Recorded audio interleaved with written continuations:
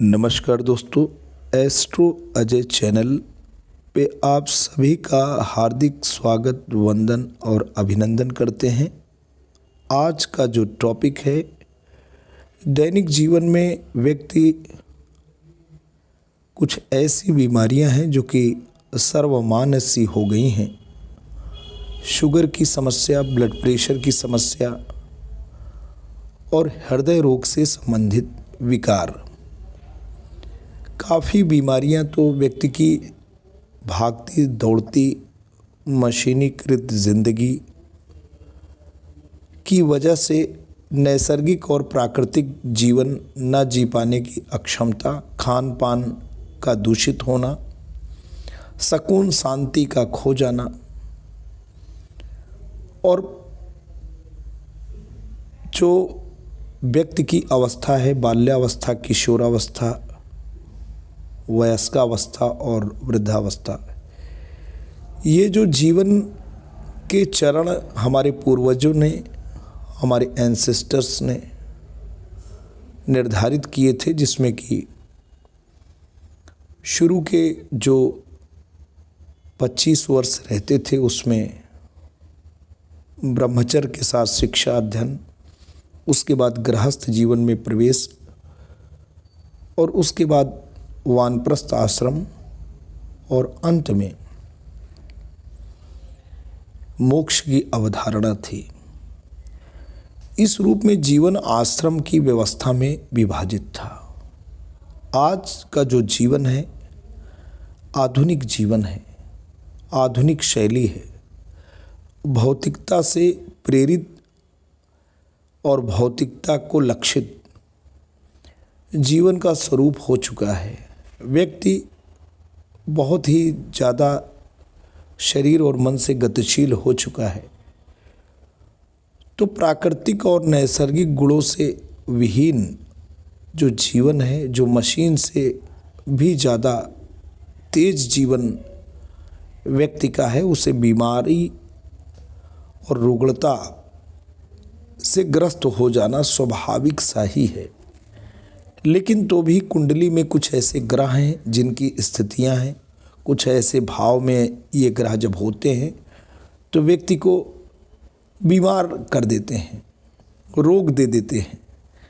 इसी में एक सामान्य सी बीमारी अब चलन हो चुका है, ब्लड प्रेशर, शुगर और हृदय रोग।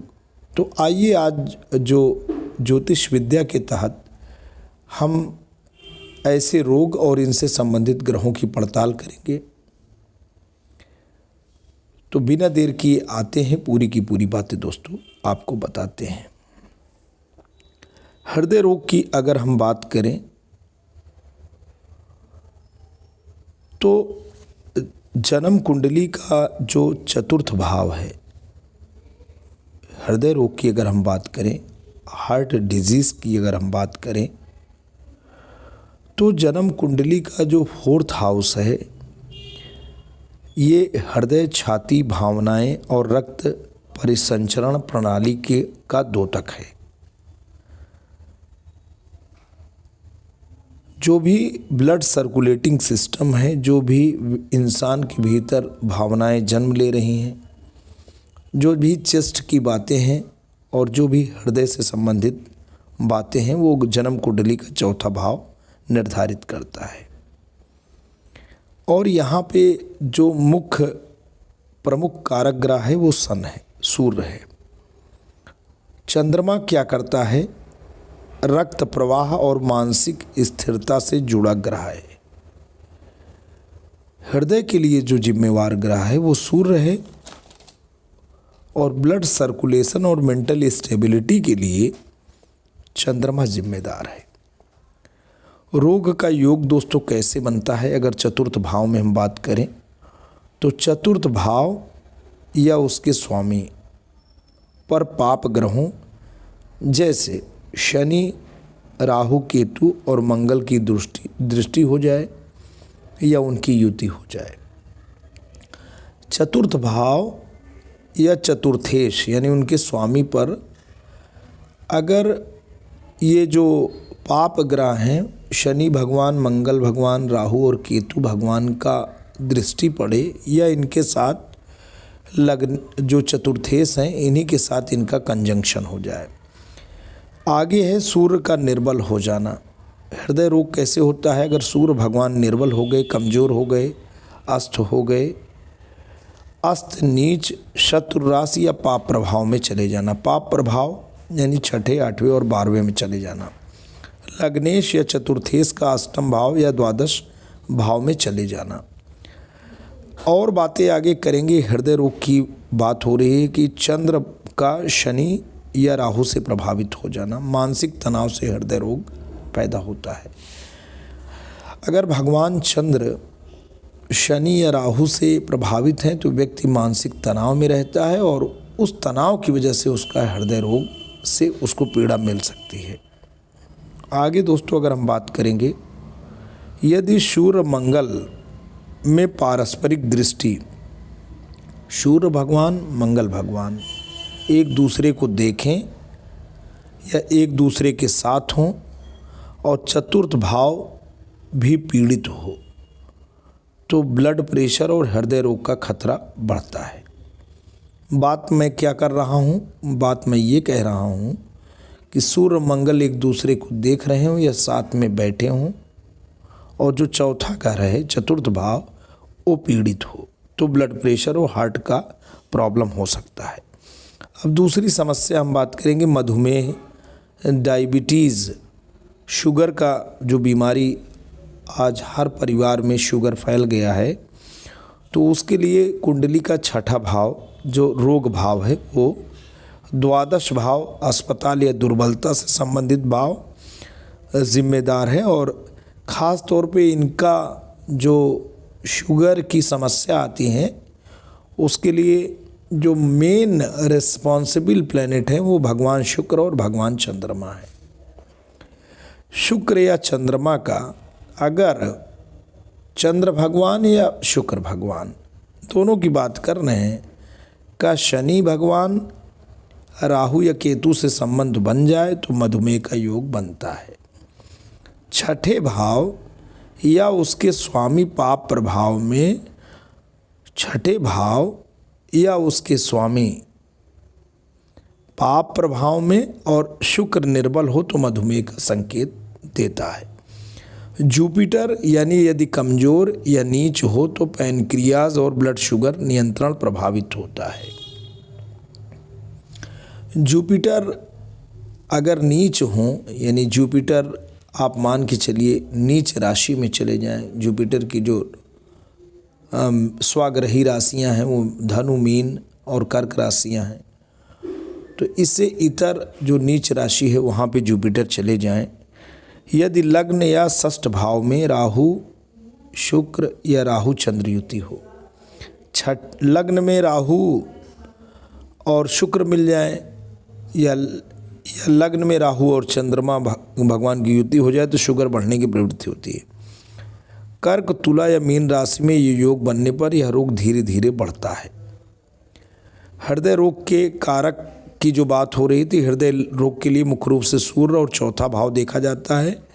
सूर्य या हृदय और जीवन शक्ति यानी वाइटैलिटी का कारक है। सूर्य का पीड़ित या कमज़ोर होना जैसे शत्रु राशि में या पाप ग्रहों के साथ दृष्टि में हृदय रोगों की संभावना बढ़ाता है। तो जीवन शक्ति यानी वाइटैलिटी का जो कारक है वो हार्ट है दोस्तों और वो सन से गाइडेड होता है। अगर सन कहीं गलत जगह चले गए, शत्रु राशि में चले गए, पाप प्रभाव में हो गए कि या पाप प्रभाव में होने से हृदय रोग की संभावना बढ़ जाती है। और मंगल रक्त धमनी यानी आर्टरीज और रक्त परिसंचरण के कारक ग्रह हैं। शनि भगवान रुकावट यानी ब्लॉकेज और धीमी गति के कारक ग्रह हैं। अब हम बात करेंगे चौथा भाव यह हृदय का मुख्य भाव है। इसमें शनि, मंगल, राहु या केतु जैसे पाप ग्रहों का होना या इसकी पाप ग्रहों से दृष्टि होना हृदय की समस्याओं का संकेत हो सकता है। आठवां भाव अचानक होने वाली स्वास्थ्य समस्याएं जैसे अचानक हार्ट अटैक। छठा भाव रोग का भाव। तो ब्लड प्रेशर के कारक क्या हैं? ब्लड प्रेशर मुख्य रूप से रक्त और धमनियों से संबंधित है, इसलिए इसमें मंगल और चंद्रमा प्रमुख होते हैं।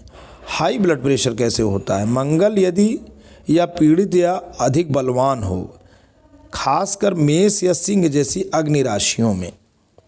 मंगल भगवान के बारे में ये कहा जाता है कि यदि ये पीड़ित या अधिक बलवान हो, खासकर मेष या सिंह जैसी अग्नि राशियों में, और सूर्य भगवान को प्रभावित करे। राहु भगवान ये भी हाई ब्लड प्रेशर और पुराने रोगों के कारक माने जाते हैं। चंद्रमा और शनि, मून एंड सैटर्न, इनकी युति तनाव जनित स्ट्रेस रिलेटेड बीपी की समस्या दे सकती है। निम्न रक्तचाप, लो बीपी, चंद्रमा और मंगल यदि ये दोनों ही कमज़ोर या पीड़ित हों। केतु यह निम्न रक्तचाप के कारक माने जाते हैं। चौथा, छठवां और 12वां भाग बीपी से भी संबंधित है। तो शुगर या डायबिटीज़ के कारक, शुगर मेटाबॉलिज्म और वसा से संबंधित है, जिसके लिए शुक्र और गुरु प्रमुख हैं। शुक्र यह शरीर में वसा और शर्करा के मेटाबॉलिज्म को नियंत्रित करता है। शुक्र का कमज़ोर, पीड़ित या 6, 8, 12वें में होना डायबिटीज़ की संभावना को बढ़ा सकता है। गुरु या पाचन तंत्र और मोटापे का कारक है। गुरु का कमज़ोर होना या राहु शनि से पीड़ित होना, जैसे गुरु राहु चंडाल दोष, डायबिटीज़ की समस्या दे सकता है। छठा भाव, रोग का भाव, यदि इसमें गुरु या शुक्र अशुभ स्थिति में हो। पंचमेश, पंचम भाव के स्वामी यदि 6वें, 8वें या 12वें संबंध बनाएं तो भी ये डायबिटीज़ के कारक बन सकते हैं। अब दोस्तों यहाँ पे आपको के सामने कुंडली है, आप देख लीजिए। जो बीमारी के कारक ग्रह हैं, अभी हमने चर्चा किया था कि यहाँ पे चतुर्थेश देखिए आप, बात हुई थी ना, सूर्य भगवान ही वाइटलिटी के कारक हैं, और चतुर्थेश देखिए द्वादश भाव में चले गए हैं मंगल के साथ, अस्पताल के भाव में चले गए हैं। तो यहाँ पे आपको चतुर्थ भाव पीड़ित हो गया है। इसके अलावा बात हो रही थी कि चंद्र और शनि भगवान, यहाँ चंद्र भगवान है, शनि भगवान है, आपस में पंचम भाव में युति किए हैं या 6वें से संबंध बना रहे हैं। तो आप ये देखिए कि यहाँ पे 6ठे भाव के जो स्वामी हैं, ये 6ठे भाव के स्वामी भगवान शुक्र हैं। वो कहाँ पे गए हैं? 6ठे भाव के स्वामी भगवान शुक्र लग्न भाव में चले गए हैं, और आपके बुध भगवान से जुड़े हैं। लग्नेश भी 6ठे भाव से जुड़ गए ना भाई। देखिए 6ठे भाव रोग रिपु ऋण का कारक है, और लग्न में भगवान शुक्र की राशि है। तो 6ठे भाव के स्वामी लग्न में चले जा रहे हैं, और पंचम भाव के स्वामी भगवान बुध अगर 6ठे भाव से संबंध बना रहे हैं तो डायबिटीज़ की प्रॉब्लम आती है। तो दोस्तों आज के लिए इतना ही। ज्योतिर्विद अजय प्रकाश दुबे के माध्यम से आप जानकारी प्राप्त कर रहे थे। कुंडली विश्लेषण के लिए आप 84 23 85 46 64 नंबर पे व्हाट्सएप से आप अपने सूचना जिज्ञासा से संबंधित प्रश्न प्रेषित कर सकते हैं। आपको अपना नाम, जन्म तिथि, जन्म समय में AM PM का ध्यान रखेंगे, जन्म स्थान, इतना लिख करके आप व्हाट्सएप पे संपर्क कर सकते हैं, और एक सांकेतिक गुरु दक्षिणा 51 रुपये दे करके आप किसी भी समस्या का समाधान प्राप्त कर सकते हैं। आज के लिए इतना ही। जल्द आपके समक्ष नई इन्फॉर्मेशन और वीडियो को लेकर पुनः हाजिर होंगे। तब तक के लिए जय हिंद, वंदे मातरम।